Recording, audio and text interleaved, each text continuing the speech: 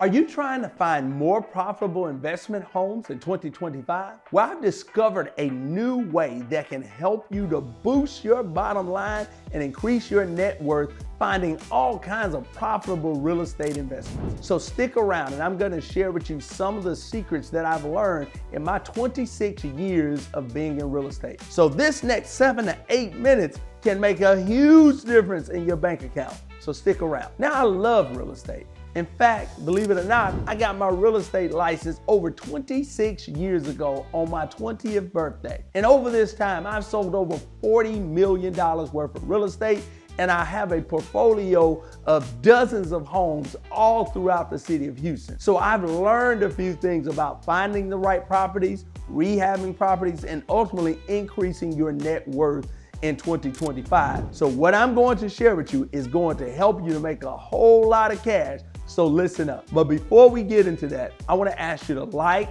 share, and subscribe to this channel. Also post a comment or ask a question. Who knows, the next question that we answer may be yours. Any customer that's going to purchase your product, there is a 3-step process that they go through in order to make that decision. My first book, Get Up, Get Out, and Get Motivated, the Entrepreneur's Edition.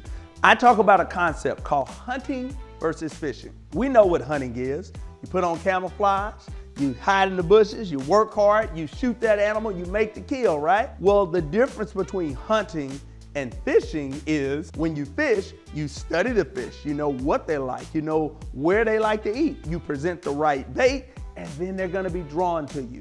Well, when you understand this process, it's gonna make you more attractive as a business owner. So what is the I process? First, the I. The I is for identification. The E is for exploration, and the second E is for execution. Now think about it.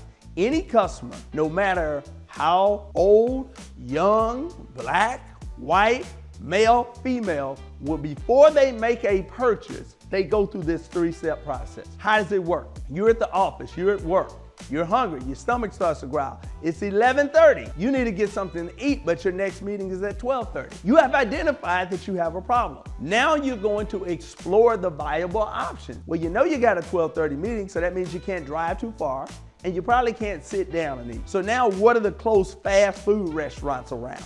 Do you want to do Uber Eats or are you going to drive? That's the exploration. You're exploring the viable options to meet the problem that you know you have. Because remember, the foundation of any business and any ability to generate sales is solving a problem and meeting a need. Now, once you've identified the problem, you've explored your options, then you're gonna execute on the purchase. So you gotta remember that. And the reason you need to understand this process is as a business owner, you have to understand that the way in which your customer wants to be communicated to in each of these phases is different. And because most of us are taught to hunt, we communicate like hunters. And when you communicate like a hunter, you're only appealing to this 1/3 that's ready to execute. But what if I'm in the exploration phase? So another example, husband, wife, living in an apartment, finds out the wife is pregnant. The apartment's too small. We want to purchase a house. Do you think they're gonna jump in their car and execute a contract or purchase the first thing that they see? No, they're gonna explore their options. They wanna know about tax rates. They wanna know about school districts. They need to know what the interest rate is. How much money do they have to put down? There's a lot of information that they need before they can effectively execute. So what do you do as the business owner or the realtor in this case? You provide them what they want. So you send them emails about the new developments that's coming. You send them reports on the different school districts. You talk to them about interest rates, down payments. You refer them to lenders. You make yourself an asset. You make yourself attractive. You become a fisher. Now, when you're providing this good information, you're attractive.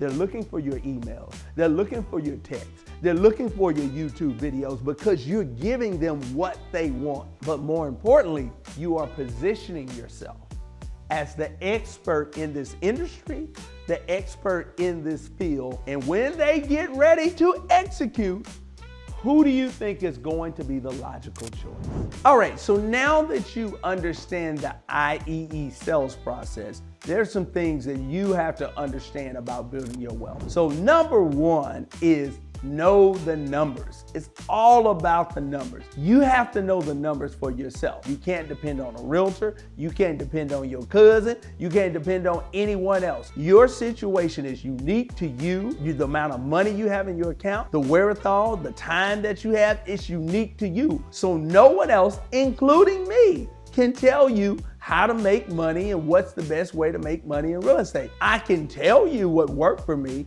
then you can take what I told you and put it into the context of your situation to determine what's best, but you have to know the numbers and know that any investment in real estate is based upon the numbers. So what are you trying to make in terms of a return? Is a 5% return okay? Do you need at least a 10 or 15%? If a 5% return is okay, then you have to ask, how are you making your money elsewhere? So you have to evaluate the numbers and know whether or not it works in order to make the right decision. And they send me these properties in these nice suburban neighborhoods, and I can buy it for $300,000, and once I fix it up, it's gonna be worth $360,000 or whatnot. I have to now look at, if I tie up $300,000 and make $60,000 in terms of equity, is that worth it for me? Or can I buy two houses in the hood, $100,000 a piece, and have $50,000 equity a piece, and a total net worth of $100,000 off of a $200,000 investment? So you gotta know those numbers, and you have to determine what is going to make your money the most money. So number 2, network. Get to work. Get to know other people.